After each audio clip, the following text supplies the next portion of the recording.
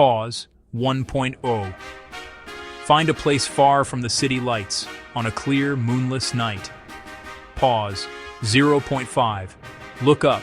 You will see stars, not just a few, but a breathtaking, overwhelming multitude.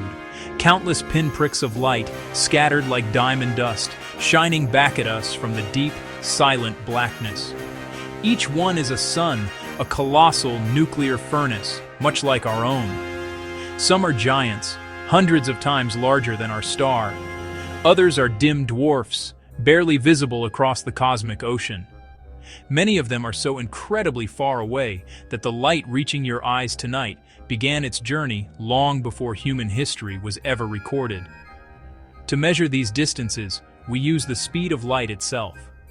A light year is the distance light travels in 1 year. A nearly unimaginable journey of almost 10 trillion kilometers. When we look at the stars, we are looking back in time. Our own galaxy, the Milky Way, is a sprawling spiral city of stars, about 100,000 light-years across. It holds an estimated 200 billion of these suns. And that is just our home. Beyond our galaxy, in the tiny, dark patches of sky between the stars, our most powerful telescopes have revealed something staggering. There are other galaxies, billions, perhaps even trillions of them, each containing billions of their own stars. The numbers are so large that our minds simply fail to grasp them.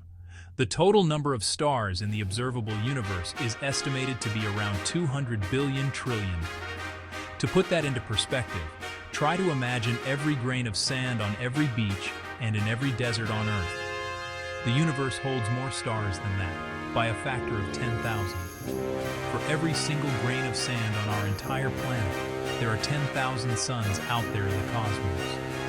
For a long time, we could only guess, but now we know for sure. With so many stars, there must be an enormous number of planets orbiting them. Our telescopes have confirmed this, finding thousands of these exoplanets in our own small corner of the galaxy. And we are just getting started. Statistically, nearly every star has at least one planet. Many of these are in what we call the habitable zone. This is the Goldilocks region, not too hot, not too cold. The perfect distance from their star where water, the solvent of life, could exist as a liquid on the surface. And where there is water, there could be life. Given the sheer number of opportunities, billions of Earth-like worlds in our galaxy alone, it seems inevitable that life should have arisen elsewhere. Which brings us to a profound and unsettling question. If the universe is so vast and so full of worlds, if the ingredients for life are everywhere, where is everybody?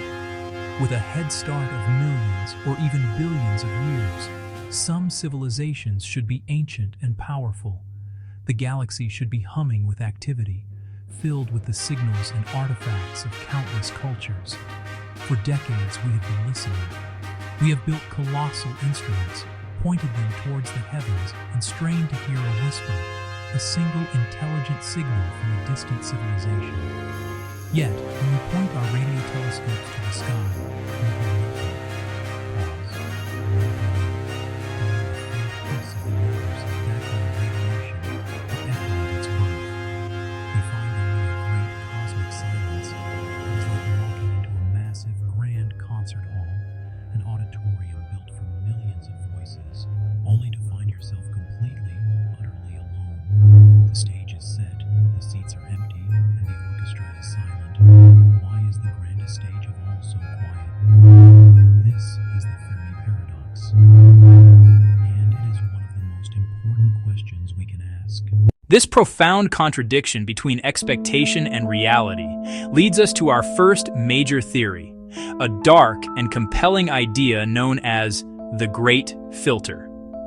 The theory was first proposed by economist Robin Hanson, who looked at the silence and asked a chilling question.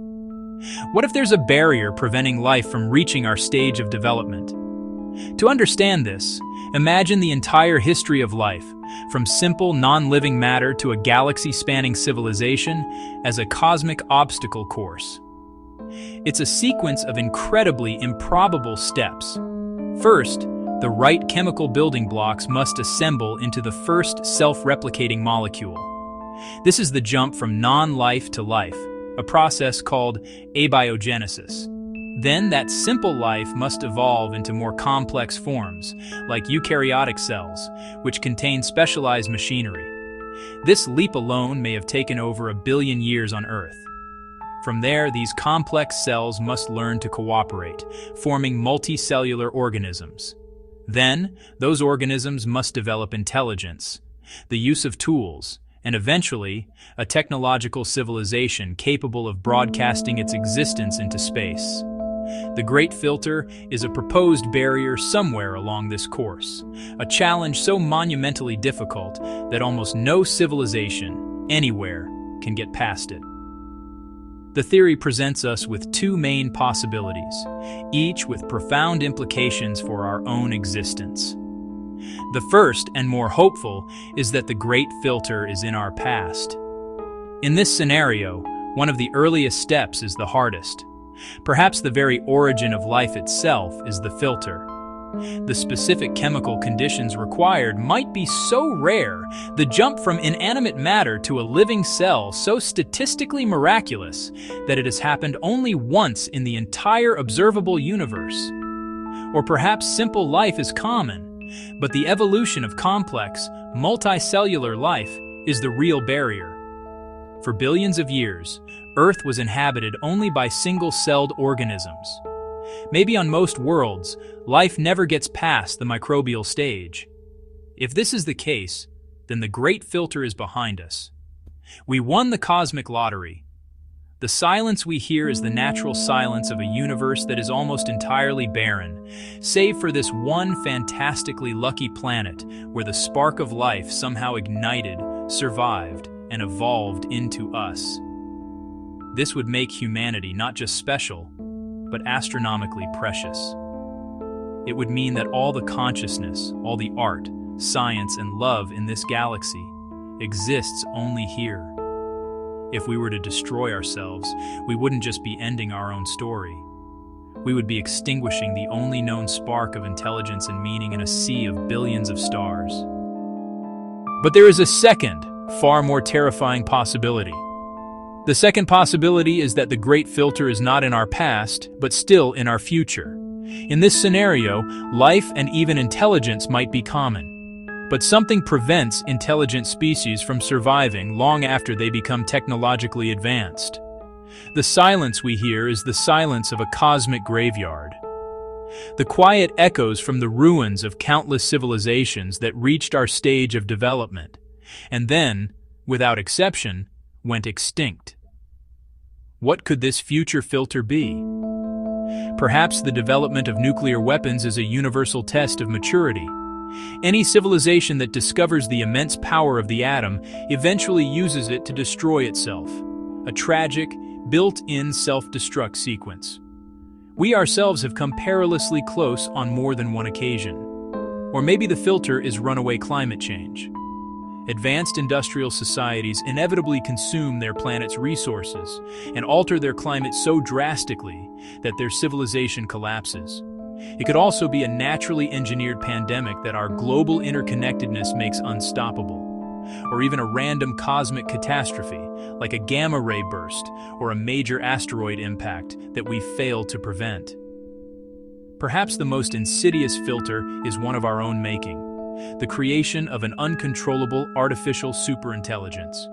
It could be a trap that no civilization, once it develops the necessary computing power, ever escapes. If the filter is ahead of us, then the silence of the universe is a warning. We are following a well-trodden path, one that has been walked by countless others before us, a path that has always ended in self-destruction. The eerie quiet suggests that no one has ever made it through, and we have no reason to believe we will be the first. Now, we turn to our second theory, a deeply unsettling strategic explanation for the cosmic silence. It is a concept born from science fiction, yet it resonates with a chilling logic. It is known as the dark forest theory. Imagine the universe not as an empty expanse waiting to be explored, but as a dark forest at midnight. This forest is filled with countless silent hunters, hiding behind every tree, their eyes glinting in the gloom. Each hunter is a civilization, and like any life form, its primary instinct is to survive. But in this forest, survival is a zero-sum game. The theory rests on two fundamental axioms. First, every civilization seeks to ensure its own survival above all else. Second, civilizations continuously grow and expand, but the total matter in the universe is finite. These two simple truths create a terrifying dynamic. To make a sound, to light a fire, is to reveal your location to every other hunter in the forest. It's an announcement that says, "I am here." And in the dark forest, that is the most dangerous sentence you can utter. The forest is dark because no one dares to light a lamp. The silence is deep because no one dares to make a sound. Every civilization is forced into a state of extreme paranoia. You cannot know the true intentions of another civilization. Are they peaceful? Are they hostile? The vast distances of space make meaningful communication impossible. By the time a message is received and a reply is sent, centuries or millennia could pass. In that time, anything could change. This creates what is called a chain of suspicion. You can't be sure of their intentions, and you can't be sure that they are sure of your intentions. This mutual uncertainty is compounded by the risk of technological explosion. A civilization that seems primitive now could, in a cosmic blink of an eye, undergo a rapid technological leap, making them an existential threat. For decades, humanity has done the opposite of hiding. We have been shouting into the forest. This is the heart of a fierce debate in the scientific community, the conflict between SETI and METI. SETI, the search for extraterrestrial intelligence, is a passive act. We listen. We scan the skies with our radio telescopes, hoping to catch a whisper from the darkness. But METI, messaging to extraterrestrial intelligence, is an active strategy. It is the act of deliberately broadcasting our presence. We launched probes like Voyager, carrying golden records with maps to our world, a cosmic welcome mat. From the dark forest perspective, this is catastrophically naive and dangerous. It is like a child lost in the woods at night, shouting for help, not knowing what kind of creatures the sound might attract. Proponents of METI argue that the potential rewards of contact outweigh the risks, that a benevolent civilization could share knowledge that solves our greatest problems. But in the dark forest, benevolence is a luxury no one can afford to assume. Because you can never be sure of another's intent, the safest assumption is to treat any other revealed civilization as an imminent threat. That paranoia creates a terrifying incentive for a preemptive first strike. The first to act gains an insurmountable strategic advantage. The logic is cold and brutal. The only guaranteed path to survival is to eliminate the other civilization before it has a chance to eliminate you. It's not about malice or hatred, it's a purely strategic calculation. Even if we were to choose silence now, is it already too late? Our radio signals, our television shows, our military radar, all of this has been traveling outwards at the speed of light for more than a century. A bubble of noise expanding 100 light years in every direction. We may have already lit the fire in the dark forest. Our naive shout may already be echoing through its silent corridors. The question now might not be whether to stay quiet, but how long we have until something that saw our light comes to investigate. And if it does, will it arrive with curiosity or with the cold, hard logic of the forest? In this terrifying vision of the cosmos, the great silence isn't a mystery. It's a warning. It is a place where survival depends not on how loudly you can speak, but on how perfectly you can hide. We now turn to our third and final theory. This one is less about danger and more about time. Perhaps the universe is quiet because we are early to the party. Complex life needs heavier elements. Those elements weren't made in the Big Bang. They are forged in massive stars. The first stars had to live, die, and seed the cosmos with heavy elements. Only then could life-bearing planets form. Only now, as galaxies settle into calmer middle age, life has had long, uninterrupted stretches to evolve. The puzzle is no longer, where is everybody? But rather, are we the first ones here?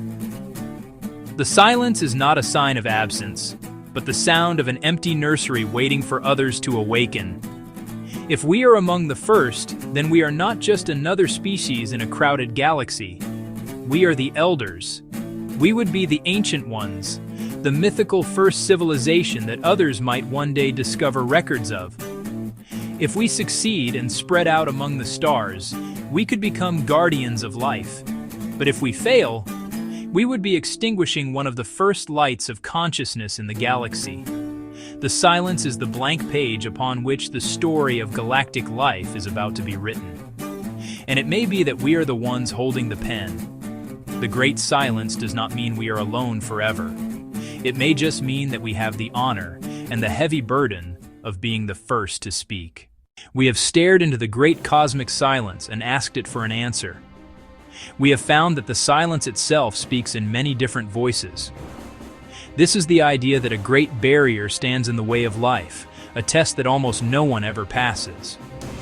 In this unsettling vision, the universe is not empty, but full of silent, cautious hunters. Perhaps we are simply early. The universe may have only recently become a place where complex life can thrive, and we are among the firstborn. Is the silence a warning, a threat, or a promise? Is it the sound of a cosmic graveyard, a tense standoff, or an empty cradle? The silence can feel terrifying, a confirmation of our own insignificance in a universe that does not care. But it can also feel like a gift, a blank page on which we can write our own future.